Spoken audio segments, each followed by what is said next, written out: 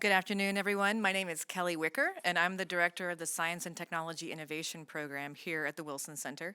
At my program, we strive to talk about tech in terms of openness and in terms of how tech can unite and uplift and empower people. And in that vein, I'm very excited to welcome Audrey Tang today. Until earlier this year, Audrey was serving as Taiwan's very first digital minister, and in that role and many others, she has been a leader in using technology to bring people together, to tackle challenges, and to allow people to participate in democratic processes. And we're going to be participatory in our approach today as well. Those of you in room, we're going to be getting into a lot of questions. Please make sure you use your mics to ask those questions. And those of you joining us in the live stream, we do have someone here to read your questions as well, so please feel free to type into the chat box any questions you'd like to ask. I want to reserve as much time as possible for this conversation, so I'm going to turn it over now to Audrey's co-author for the new book, Plurality, Glenn Weil, who's joining us remotely to provide some context for our discussion today. Glenn, thank you for joining us today. Thank you so much. And I want to apologize in advance in case you hear my daughter a little bit in the background. I am joining you from home with some childcare assistance, hopefully, but there may be a little bit of interference.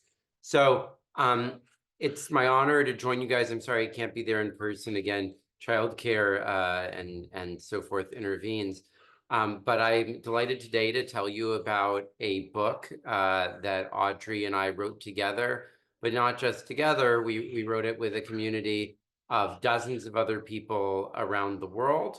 In fact, you mentioned openness and technology. To our knowledge, this is the first fully open source, democratically governed, copyright-free book ever written. And you're all welcome to become co-authors. In fact, we're working in the next coming couple of weeks on a new edition of the book. So you all would be very valued as contributors. The other contributors are shown in this community image, blended together using a digital model and then tiled with the individual faces of the contributors. And the book responds to the conflict that many perceive between democracy and technology today, with technology seen as spreading disinformation, fueling polarization, and thereby undermining democratic institutions. And at the same time, many technologists feeling under attack from democratic states, feeling like they get backlash, they get regulation, and they get declining investment. Governments in especially the democratic world seem to care about technology only on the negative side and not to see opportunities in it. Well, in the authoritarian world, you see massive investments in AI models, the development of smart cities, et cetera. And we believe that this conflict comes from the fact that our visions of the future today are dominated by sort of visions and ideologies that are inimical to democracy. On the one hand, you have a sort of technocratic vision that centers around some giant AI solving all the world's problems, giving us universal basic income and allowing us all just to relax. And on the other hand, you have an ideology that is often called libertarian, maybe that's not quite the best word, but that centers around the idea of technology wiping away the ability or need for governments or unions or communities and replacing everything with sort of financial and market transactions. This ideology has particularly influenced the work of the man who's now the Republican nominee for vice president. So it's particularly striking. What we believe, however, is that most of the technologies that are actually in widespread use today that have really transformed our lives, and most of the most prominent pop cultural visions of the future of technology, like Star Trek, technologies like the internet and personal computing, come from a different, more pro-democratic vision.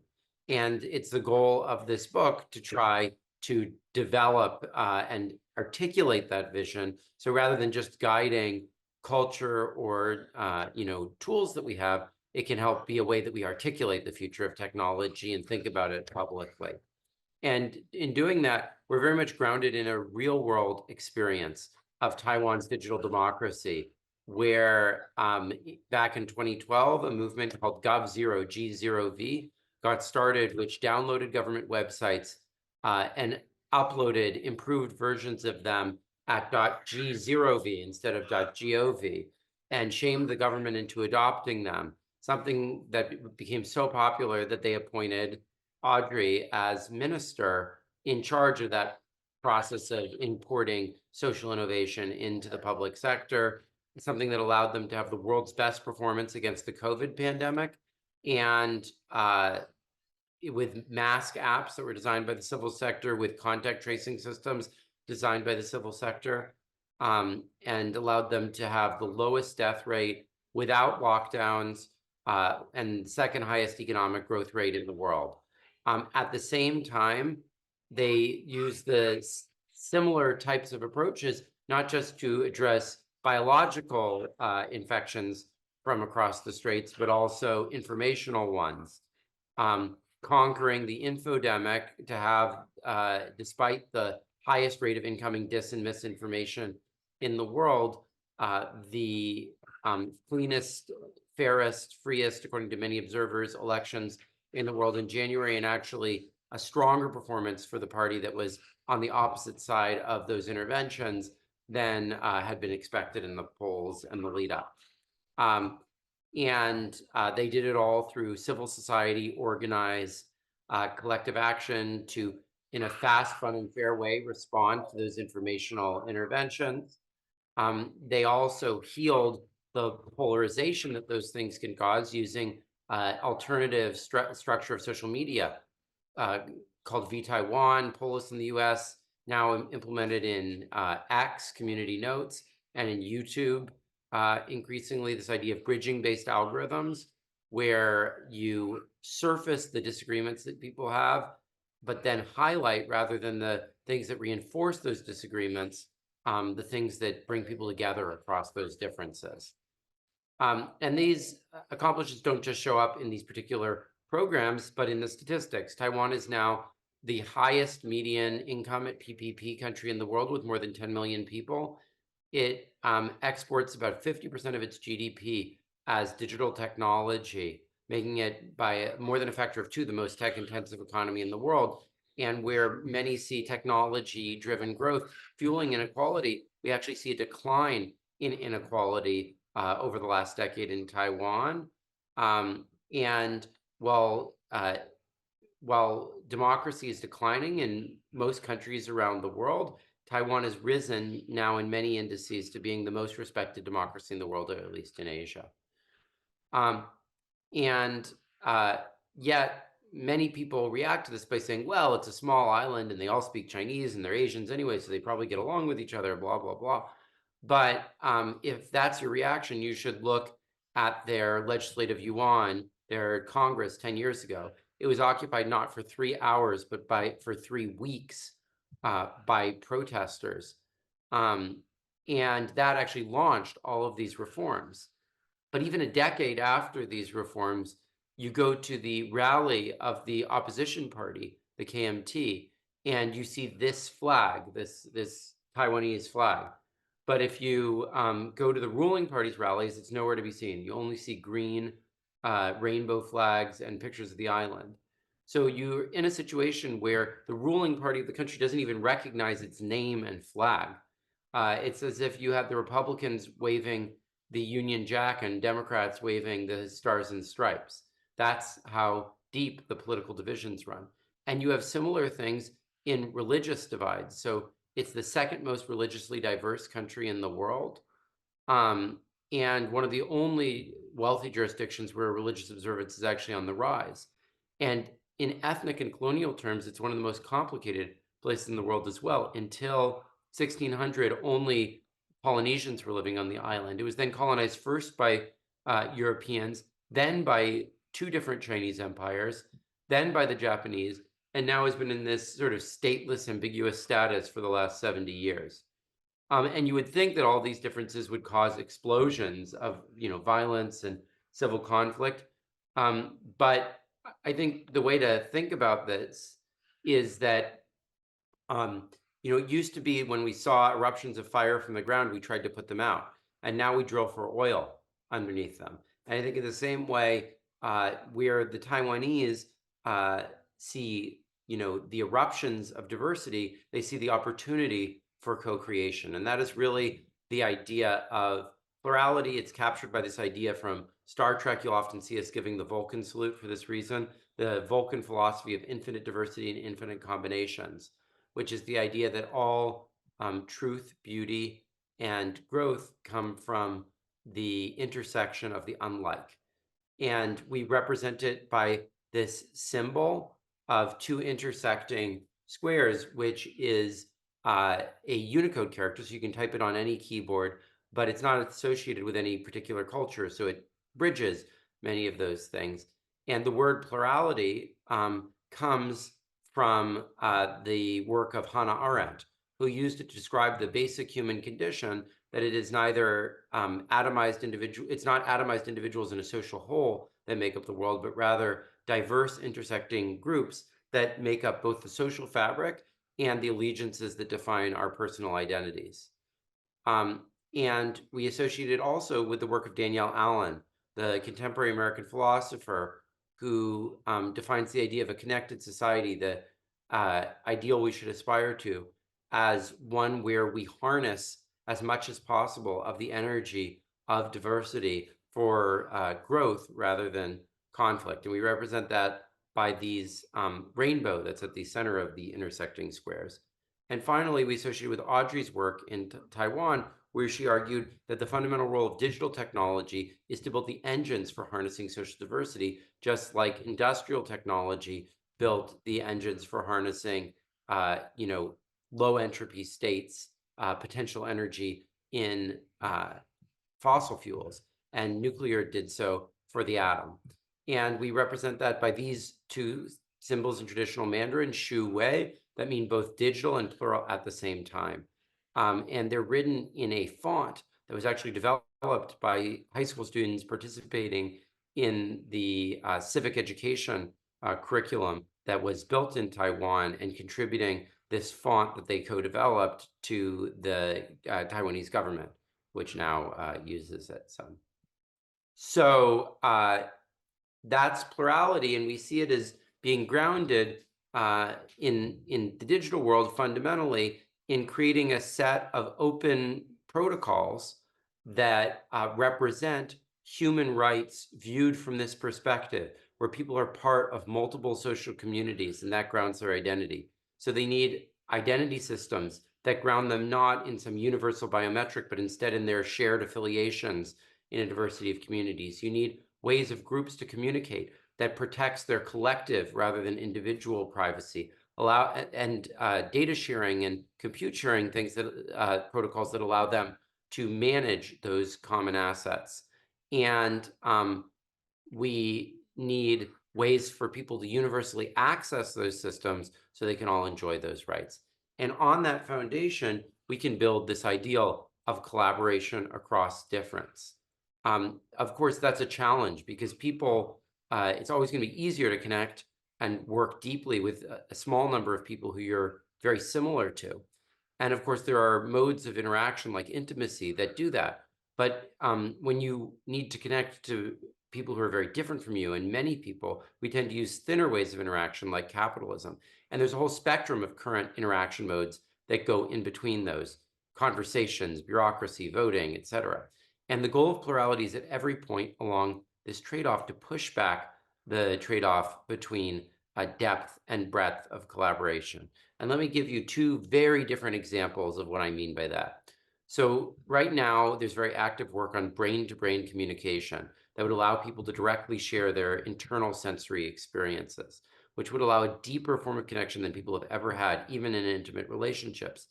And yet at the same time, it would also allow children not to lose as much of their creativity as they head towards adulthood, because they'd be able to communicate the richness of their imagination directly rather than having to put it into words that limit that expression.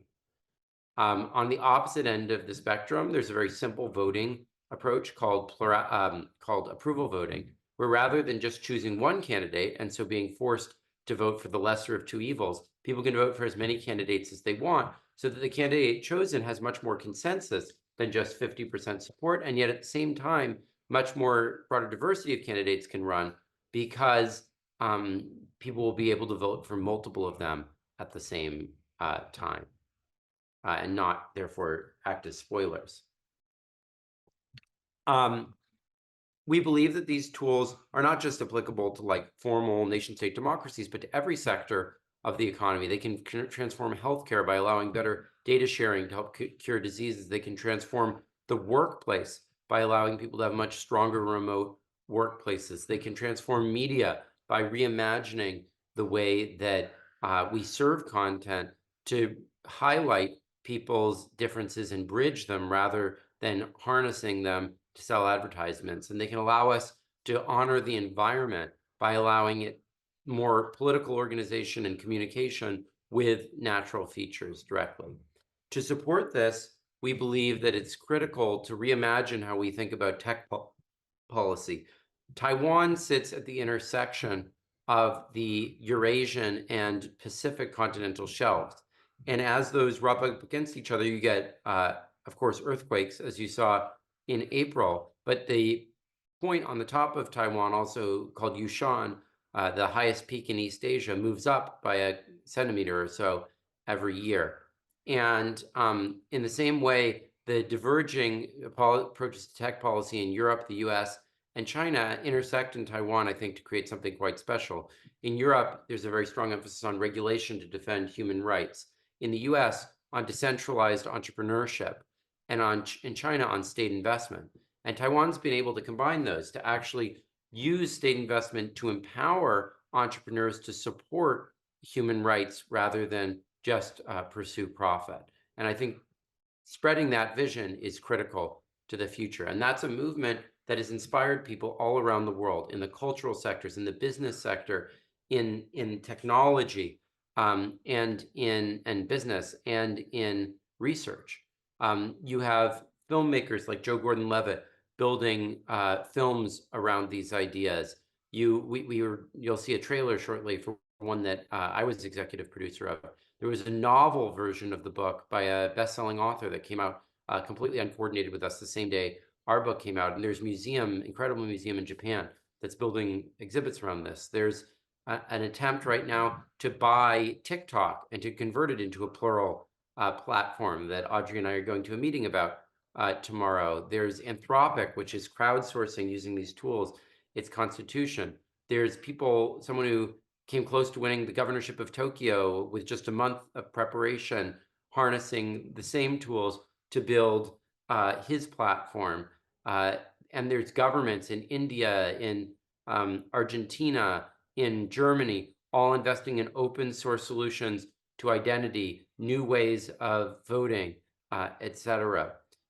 And we hope that all of you will be inspired by this. To join us, you can scan this QR code and become a member of the community, contribute to the book. And now I'd like to just show you a visual illustration, sort of more emotive illustration of the ideas, and open it up to Audrey, who inspired all this, to react to your thoughts. Thank you so much. Thank you, Glenn. And I think we're going to play that video now. Across the world, democracy is on a decline. Authoritarianism is on the rise. Global freedom has eroded for the 18th consecutive year.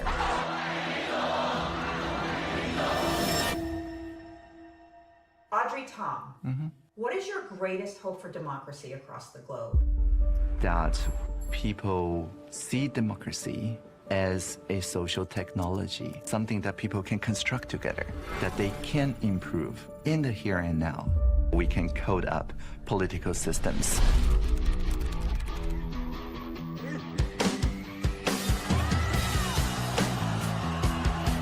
The Sunflower Movement was a real turning point for Taiwan's democracy. When the Sunflower Movement happened, I said to my colleague, I have to leave now. Democracy needs me. I brought a very long cable for internet connection. I live streamed through Twitter. Everybody saw it is possible for democracy to evolve, to come up with novel policies simply by asking the people, what should we do together?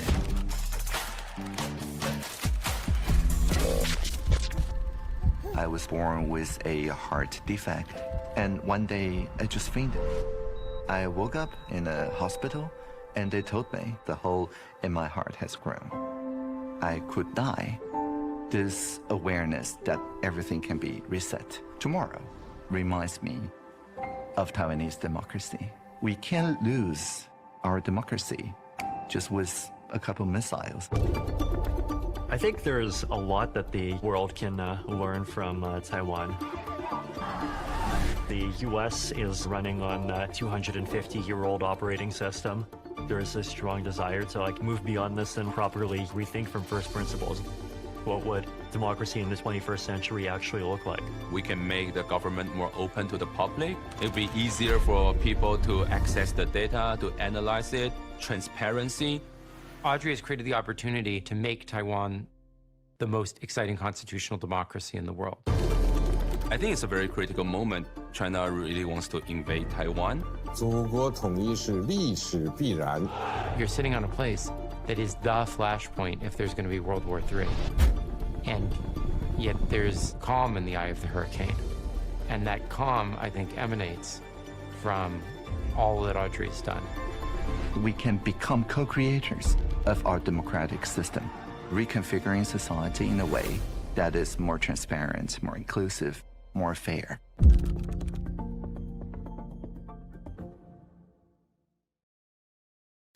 All right, thank you so much. And we're going to turn our attention now back to the room. Audrey, I don't know if you want to say anything before we get started with questions or just jump right in. Yeah, I'll just say that during the Sunflower Movement, as you saw in the trailer in 2014, the trust level from the citizens to the administration at the time was at 9%. And a lot of the work that we did since then is to institutionalize this kind of trusting the people first way, to institutionalize not just digital public infrastructure, but digital participation infrastructure, so that we slowly regained the trust. Because to give no trust is to get no trust. So we recovered to like 20% around 2018, and then changed our 12-year curriculum to basically make sure that civic competence, digital competence, and participation become available to people younger than 18 years old.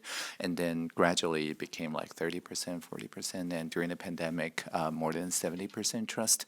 And even now, I think we have successfully depolarized our society since the peak polarization in 2018. And that is also something that I love to share with you. Thank you so much. Who wants to kick us off? We've got one online. So John Porterfield asks, can digital democracy establish that democracy works as a tactic in the worldwide struggle of autocracy versus self-governance? And then there's another question after that as well. Yeah, that's a great question. Well, by digital democracy, we simply mean that building upon broadband as a human right and digital competence, not just literacy in education. We ensure that people can make sure that whatever decisions that concerns them can be deliberated and have a conversation like citizen initiatives and so on in a real-time way, in the here and now. And so the basic fundamental two pillars, the broadband as a human right and the competence in education, these two needs to be achieved before digital democracy. So I would say that in many jurisdictions, like I was born into martial law in Taiwan, at the time there was no like full pre-commitment to democratize. And so we saw a lot of grassroots organization around, say, consumers' rights or environmental rights or things like that, that doesn't directly threaten the authoritarian regime, and therefore are able to gain social legitimacy using more or less the same community organization methods, but in a way that doesn't directly confront the ruling class. And so, yeah, done this in a kind of roundabout way, it is possible to build mutual trust between the civil society and the academia and the scientists and things like that. And then gradually it may grow into a movement that then bridges into actual democracy and reform. Let's go in room with the next one. Hi, Audrey. Thank you so much for joining us today. Really appreciate your presence, everything you've done. Been a long-time fan and follower. I really appreciated the distinction that was drawn in the video between sort of this kind of concept from Hannah Arendt's Human Condition regarding sort of political action as kind of the forerunner of, a pluralistic society.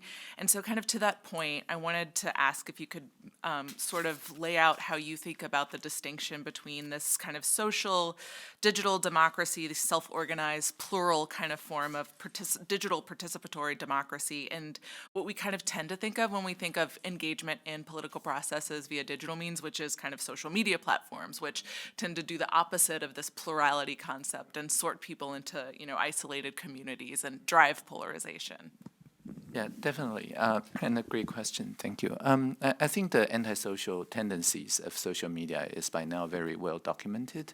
And part of the reason why is that the For You feed, the recommendation algorithm, maximizes engagement, but it does not maximize constructive conversations. It doesn't maximize curiosity and the other, pro-democratic or pro-social attributes. And part of the reason why is that it doesn't drive this short-term engagement and advertisement and so on. So in Taiwan, we've learned very early on, like 2012 or so, that for all the town hall style conversations, for all the deliberations and so on, we do not use Facebook. We do not use these platforms. We use these platforms to draw people to the platforms that is built by credibly neutral sources that has no advertisers nor shareholders.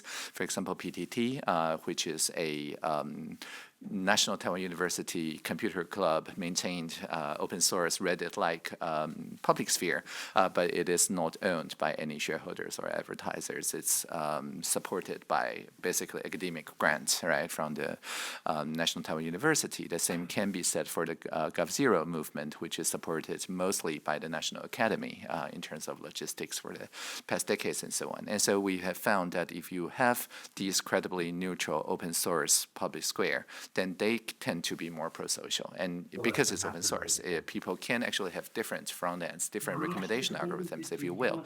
And if people have the freedom to build their own curation layer, recommendation layer, regardless of the publisher, then they tend to build it in a way that bridges across differences.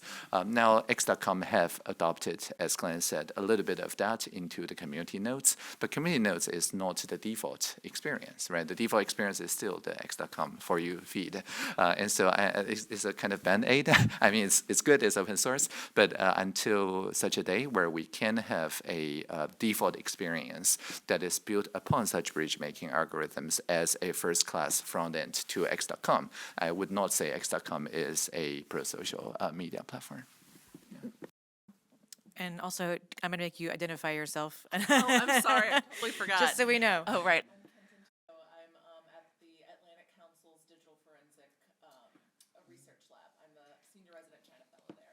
Thanks, Kenton.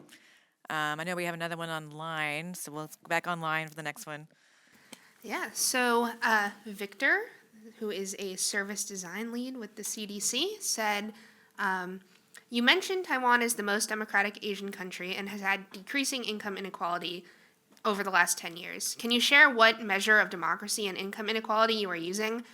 This is to help it compare to other measures that may say something differently. Sure. I think Glenn was showing the BTI index, but the usual index we use, for example, is the Economist Democracy Index. And also you can look at the Freedom House, I think Freedom on the Internet, where Taiwan is also top of Asia in terms of internet freedom. In terms of Gini index, I'm not exactly sure which source Glenn used, but if you check out Plurality.net, which is the book, it has citations. Or maybe Glenn can chime in. I think I'll let you handle the questions, Audrey, if that's all right. And Glenn, if you want to stay on, you're welcome to. And if you want to drop, I think I'm going to let Audrey okay, handle great. things here. Thank you. Yeah, over here. Here, you can have mine. Hi, Audrey. Thank you so much. Do I have to press a button? Oh, okay, cool. Raymond Kuo with the RAND Corporation. So I'm going to take off the RAND hat and put on the National Democratic Institute hat that I used to have. I guess I wonder about digital democracy and institutions. So there's a concern I have that social media, but also just digital engagement, cannot substitute for more like bread and butter institutions like political parties. That you need to have parties that they serve a particular function in organizing, aggregating opinion, and translating them into actual policy changes. So how does digital democracy, in your view, link up with parties? How do they need to change? The parties need to change? And what do the parties need to resist in some ways against digital democracy to preserve themselves and their function within the democracy? Yeah, in 2014, after the Sunflower Movement, we saw something really simple in that all the mayoral candidates in Taiwan, regardless of their party, if they support open government, social innovation, crowdsourcing, then they get elected, sometimes surprising to even themselves. And if they don't get elected. And so I think it raises the bar. It is not saying that political parties are not important anymore. It is just that it changes the default that people expect on the political parties. Before the Sunflower Movement, there are still some political parties that are against this kind of radical transparency, live streaming of legislation, and total campaign finance, like transparency and many other reform measures. But after the end of 2014, all the parties kind of just raised to the top when it comes to the transparency expectations. And so as part of the Open Government Partnership engagements, Taiwan's Open Parliament plan has been endorsed by all the three parties. And indeed, in the recent legislature election, you kind of see all three parties raised to the top when it comes to like how more transparent they can be, how more participatory they can be. So I think that's a very good sign. So that's to the party politics. And the second is that I think it does change the nature of political agenda setting. Previously, only political parties set the agenda. But nowadays, even 14-year-olds, 15-year-olds can, through join.gov.tw and other participation platforms, easily set the agenda. So, for example, if they want to ban plastic straws from bubble tea takeouts, they can just set that agenda. If they want to sleep for 1 hour more, because study shows that 1 more hour sleep as opposed to 1 more hours of study gets you better grades, they can go ahead and set an agenda. And then after they set that agenda, then the political parties kind of add on that, right? They rolled out new platforms, new regulations, or even new drafts in the parliament, responding to the kind of agenda that is set by the popular digital democracy platforms. So I would not say that any of these platforms replace the political parties or the MPs or even the national referenda, but they're great agenda setters for them. So I kind of visualize them as a kind of, in design thinking terms, the discovery phase and a little bit of definition phase, but it doesn't replace the policy development and delivery. And take a point of privilege because I have a question that's kind of related. Is there a role for the private sector in all of this, or does digital democracy only come from like open source, from tech developed by government? Who makes the platforms? Yeah, so I also used to serve as minister in charge of social innovation and social entrepreneurship. So in Taiwan, we're quite proud that we have a bunch of zebras, not unicorns, like companies that are for purpose, but also with profit. And so, for example, Glenn showed a logo of Gogolek, which is one of the fastest growing software startups in Taiwan, but they grew up basically turning the crowdsourced like fact-checking mechanism, Kofacts and things like that into anti-phishing, anti-scam, and so on services. There's now a product by Google called Message Checker that you can install on your Android phone, hopefully coming to iOS soon, that checks all your incoming notifications. So whether it's from WhatsApp or Signal or Line or whatever, it doesn't really matter. It compares it to the local database on your phone, so not sending it to outside against like disinformation, phishing, scam, and things like that, and so warns you if somebody sends you a illicit link.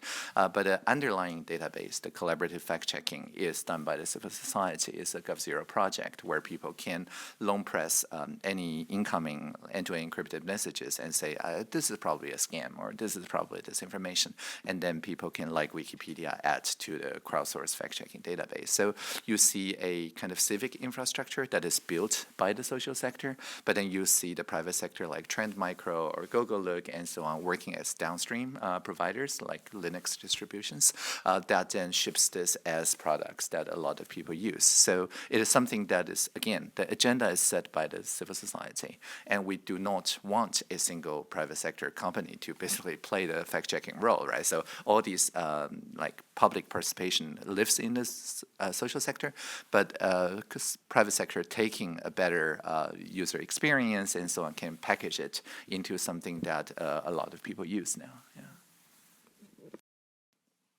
Let's go to Daniel. Great. Thanks again that you're here. This is really wonderful. My name's Daniel. I'm a senior researcher at the Center for AI Risk Management and Alignment.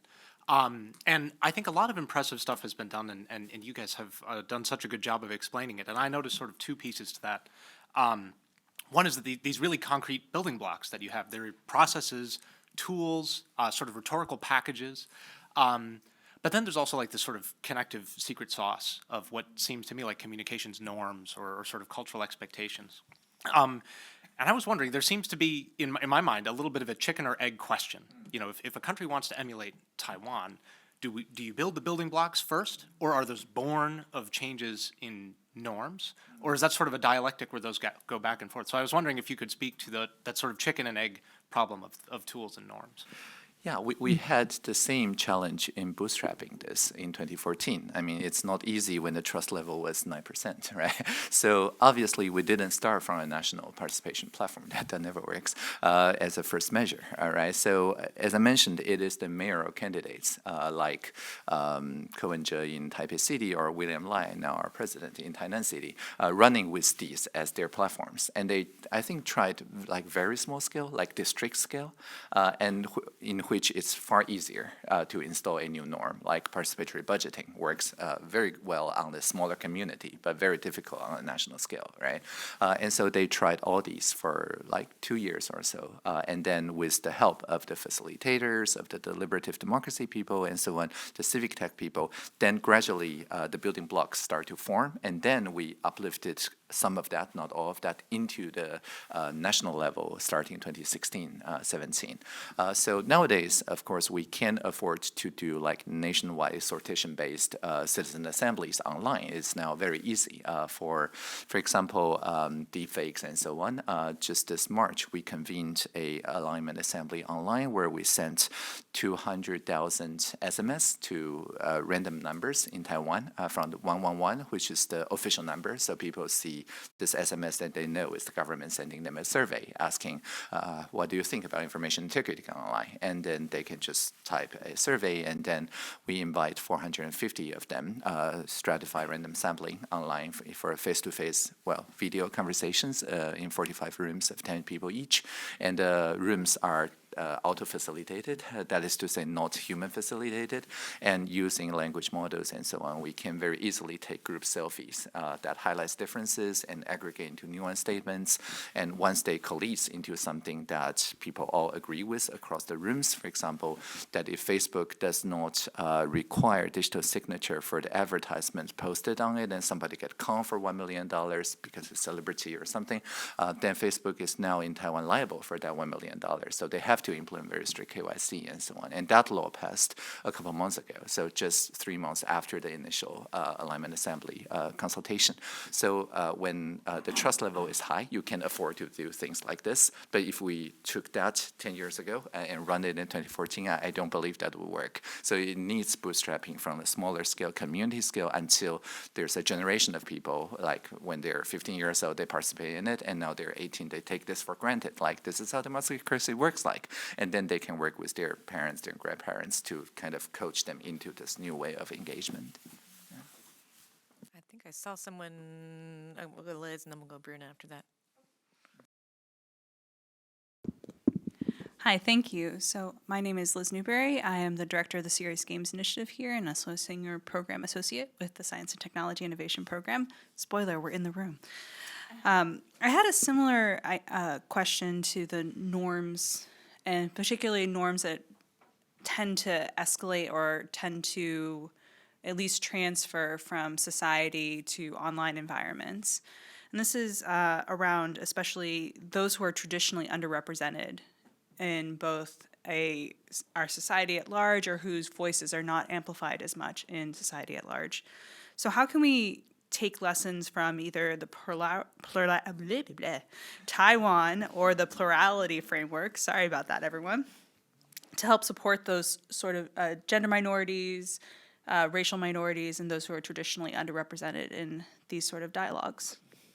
Yeah, so in Taiwan, we found that one of the strongest participants in the join.gov.tw initiatives platforms are actually these kind of minority groups that previously they do not have enough votes to make sure that their city councilors or MPs take them seriously.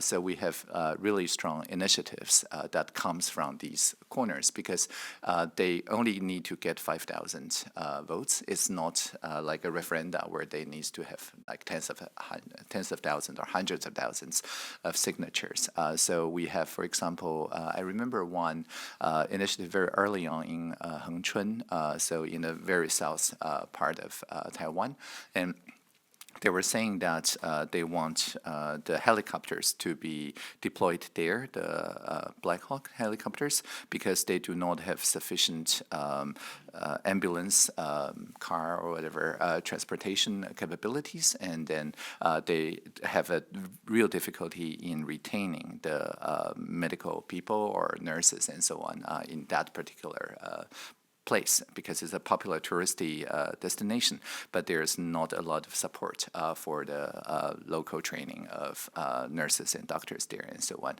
And so because 5,000 petitions, including those from tourists, can just summon all the relevant ministries there. So we actually got, I think, 7 different ministries going all the way to Hengchun, the southmost part, to get a good snapshot of what really is going on there.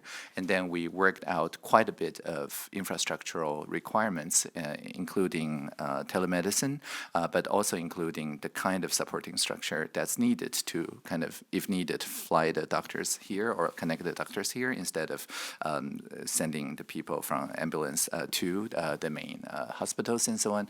And so then it really became a infrastructural conversation, and then based on that, of course, the Hengchun Hospital was built, but also later on the telemedicine network, and also the changing of our Digital Signature Act and all the basic acts that is required to get a smooth telemedical situations to work.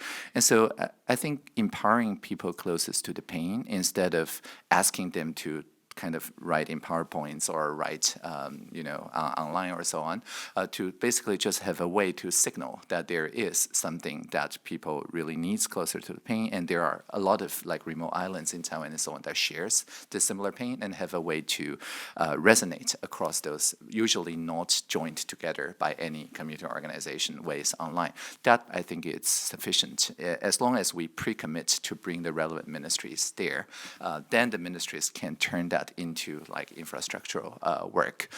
Also helps is that a lot of these shortcomings can be remedied by digital technologies. And in Taiwan, we have now taken the digital infrastructure as the same budget as the airports or train stations, or basically transportation budget, because the Ministry of Digital Affairs is in the Transportation Committee now. And so as long as there's like 3-4 different localities that are suffering from the same issue. For example, the Taiwan Sign Language community demanded VRS, that is to say video connectivity, to be paired with sign language interpreters and hopefully AIs down the road. And then they can be paired with the other minority languages, indigenous languages, and so on, that can share the same VRS-like infrastructure. And that then gets converted into infrastructural budget and so on. So what we're talking about is a systemic way to raise the voices of local minorities, but then turn them into an infrastructural demand, and then to be handled by the infrastructural budget stream. Yeah. Bruna? Yeah, thank you, Audrey. It's such an honor to have you here in front of me right now. Really, I'm really a true follower for a while already, and I do believe It's really an honor to have you and Glenn speaking here at the Wilson Center. I believe both of you are one of the most important thinkers of our generation in technology and governance. So I really appreciate, and thank you, Kelly, for inviting me to be here and ask this question. So one of the things we faced this weekend in Brazil, this past weekend, so I'm sorry I didn't introduce myself. I'm Bruna Santos, and I direct the Brazil Institute here at the Wilson Center. And one of the things that happened last Friday is that X was banned in Brazil by one of the justices in the Supreme Court in the combination of what I think is the idea of making a false trade-off between extreme freedom of speech and the limit of censorship, which is exactly what ended up happening. So my question is, and I will use the example that Glenn mentioned in his lecture here, if it happens to start a new social media, he mentioned the possibility of buying TikTok and redesigning it from the plurality. I'm with you on that. Pluralidade. I'll get there. In designing that from as the foundation of it, how will this new platform deal with the possibility of disseminating false or disinformation, allegedly being because of freedom of speech? How we will handle disinformation based on the plurality values on that? Thank you so much. Yeah.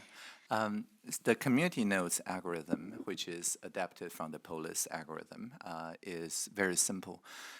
It surfaces only the nodes that people who don't usually agree both agree on. Right, so you have people who rate or rank those community nodes, and then each node gets upvotes or downvotes from various different people.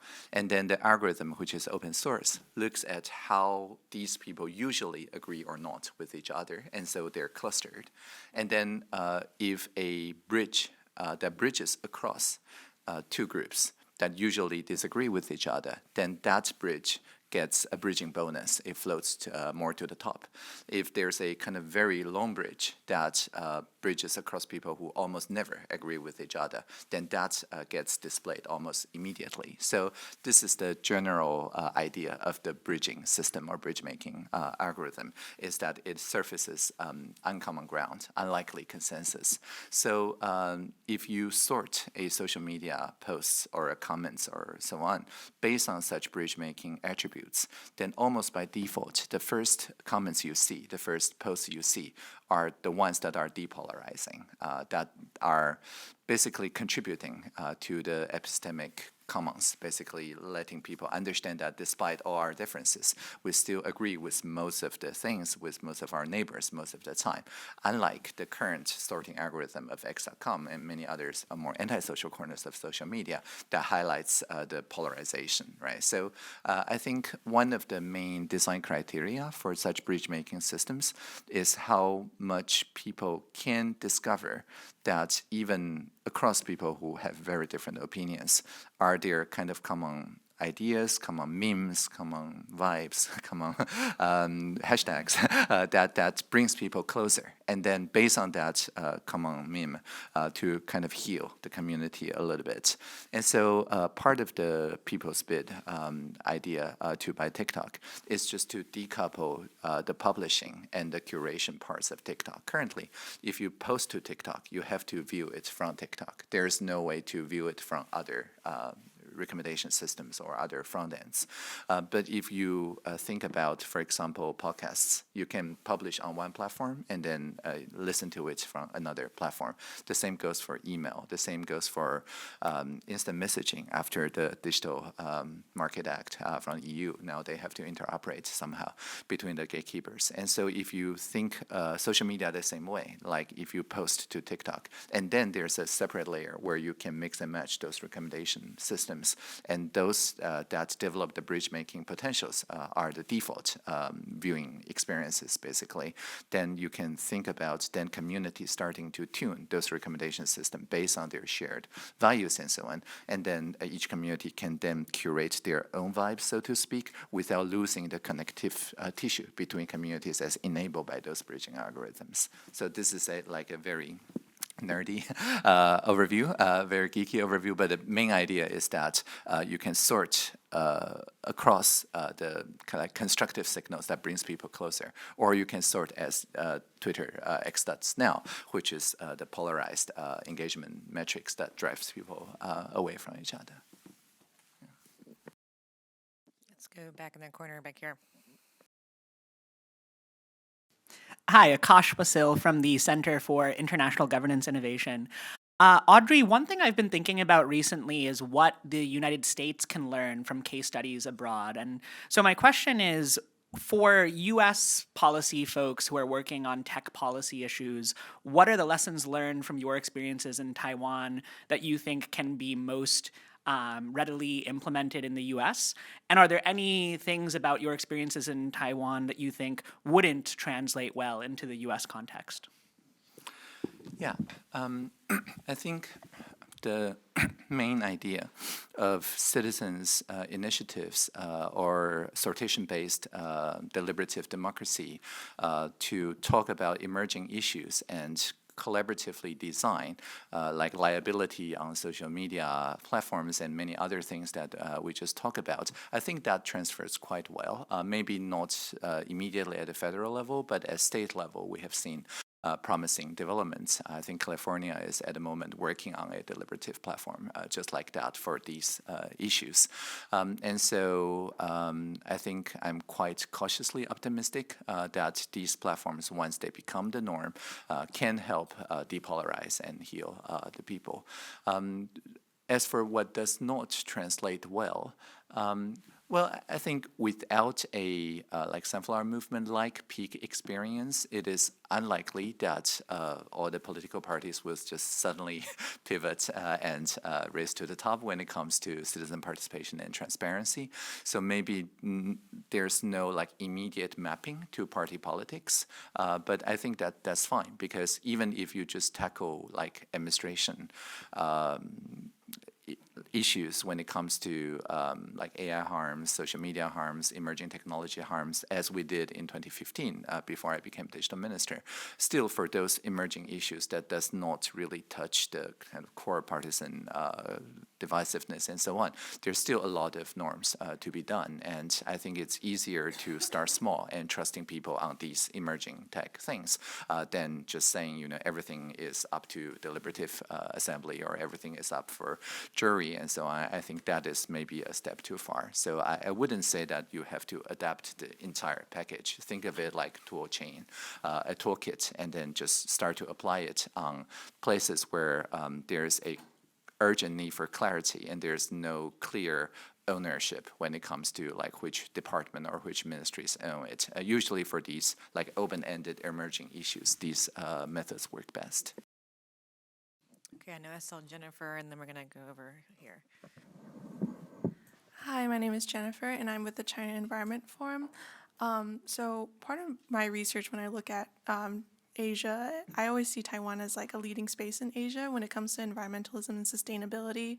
And so part of that work is engaging with a lot of grassroots activists, people that are working on the ground that are constantly finding ways to reach out to the community and get them to understand more about what's affecting their spaces, what's affecting their communities. And so I could definitely see that with more digital civic participation, people are more incentivized to interact with their local governments and see how, especially in the case of Taiwan, what their spaces should look like when it's rapidly being very urban. So I wanted to ask you if you could speak to how you might have seen these types of grassroots movements, if they've got wind in their sails now since the increase of digital civic participation, and like what you see, especially many of these groups I feel like are like younger participants, and since you've mentioned how like you've required, I believe, students to learn more about digital literacy, have you seen them like kind of uplift and like continue these movements in Taiwan? Yeah, I was part of the K-12 curriculum committee. So in 2019, we changed in the curriculum all the mentions of digital literacy or media literacy or data literacy into competence. So media competence, data competence, because literacy is when you consume and competence is when you co-produce, when you contribute. And one of the earliest examples was in 2016-17, the Airbox experiment, which turned into the civil IoT infrastructure. At the time, there's a lot of people measuring PM 2.5 air pollution using very small and inexpensive boxes called air boxes. And they use a distributed ledger, one of the few good uses of public distributed ledger technologies, to host the locally sourced environmental sensing numbers, because they were not trusting the environmental agency, which has high precision but very few, very far from their homes, sensors. And so instead of clamping down this kind of civic citizen science, we instead, I think that's the first digital infrastructure work that is purely software. And so we basically said, okay, now we use the international standard like sensor things and so on, and then we incorporate the citizens measurement, and we actually work with all the primary schools so that each of them have at least one airbox so that they can teach data competence, joint data controllership, and things like that using this measurement. And then it expanded into water box and many other pollution sensing as well. And so it really gave rise to a, I think it's called LASS, LASS community for environmental sensing. And so then they worked with the local environment groups. They work with the groups that, for example, started a local referendum around Hsinchu, around water quality and so on. And so they really became kind of common fabric of trust layer for the environmental groups to then work with the school children and academic community and so on. And so still to this day, I think the civil IoT infrastructure remains one of the main ways where the many ministries just contribute to this shared data fabric, shared data pipeline. And so anyone who wants to start an environment movement and so on can just speak on the same common knowledge without having to absorb all the measurements and survey and so on by themselves. And so that then prompted the idea of Presidential Hackathon, which we have run since 2018 annually. And the idea, very simply put, is that we want to surface such local ideas, and then every year, out of like 200 or so ideas, prototypes, we elevate 5 of them who got a trophy from a president, the president who gave them the trophy, and the trophy is a projector when turned on, shows the president giving you the trophy, so it's very meta. And carrying with it the presidential promise that whatever you did the past 3 months, 4 months, and voted in by popular quadratic voting, can become nationwide public infrastructure in the digital realm the next fiscal year. And so it solves the bootstrapping problem for many of those smaller environmental groups and so on. And so, yeah, I think Presidential Hackathon is one of the other mechanisms that are now taken by the Tokyo Metropolitan Government, Koike-san's government, and many other places as well. And I believe that is also a model where instead of giving the innovators grants or awards and so on, just simply say, okay, you now get to agenda set the digital public infrastructure for the next fiscal year. That I think is also a very strong kind of pre-commitment to agenda setting power. And we're coming up on the time that we had, but we're going to go over just a little bit. Please, if you need to leave, feel free to step out. But let's take our question over here, and then we'll take one from online, and then we'll probably finish up there. Thanks. I'll be really quick because my question really had to do with the curriculum piece and how you define that and how you manage to get the school systems to adopt that and what that looked like. But I'm also really curious to understand. I mean, it's very easy to see how the younger generation, being digital natives, will be very attracted to this model of participation and find it very easy. Do you find the generational divide in the willingness of folks to avail of digital participation? And if so, how do you overcome that divide in Taiwan? That's a great question. So it is true that obviously the 14 years olds are having a much easier time doing air quality measurements and presidential hackathon and things like that. On the other hand, because we make sure that the competence part is for like all ages, it's not just for 14 years olds. So if they go back home and say that, oh, you know, their parents, their grandparents can also participate in this crowdsourced fact-checking exercise, because we have found that it is not the checked facts that inoculates people against polarization attacks. It is the process going through fact-checking, no matter what the results is, that let a person think like a journalist and then build this mental immunity against polarization attacks. And if it is the minister, if it's the president telling the senior people to do fact-checking, they don't do that. But if it is their children, their grandchildren, they actually do that. Right? So I think there's a lot of reverse mentorship going on, where the young people kind of coach their family, their extended family, and so on.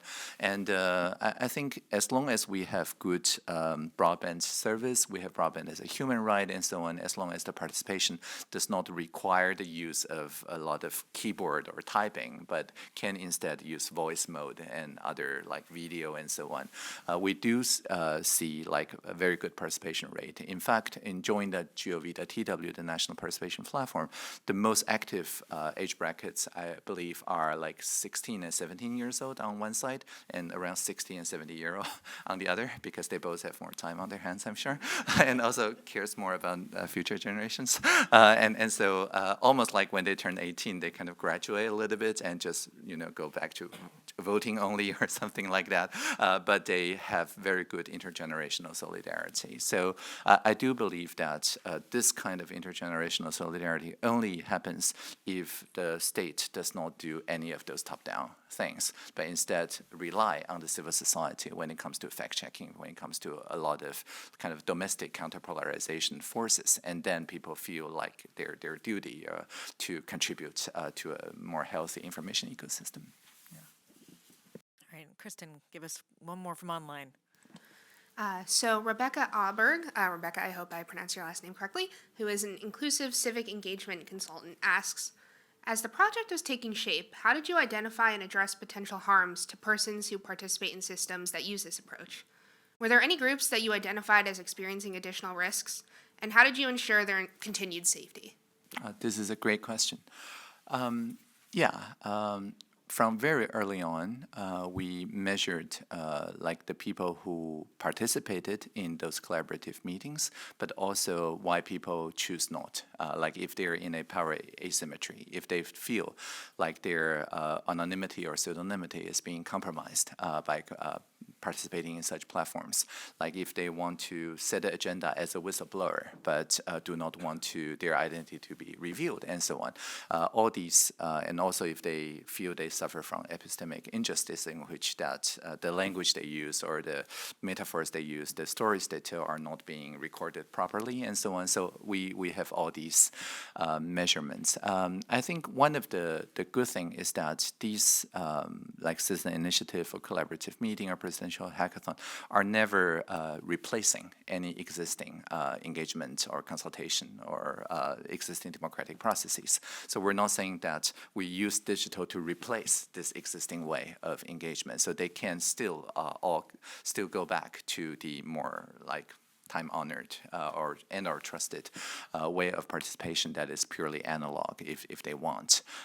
But we do also see that people do have a lot of concerns in terms of online identity. Like if they sign in, they were afraid that if their real name or whatever will be published and so on. So we took a lot of care in designing such platforms such that the identity part, for example, the SMS, the reverse SMS I mentioned, do not actually reveal their real name. And nowadays, we're also, as part of the public infrastructure, doing what's called the Taiwan DID wallet, so decentralized wallet, so that they can do digital signature and proof, for example, that they live in this city or in this neighborhood, or that they can prove that they're over 18 years old or whatever, without revealing anything else. So it's called selective disclosure, so that they can really see in their wallet application that they only choose to reveal this piece of information without revealing anything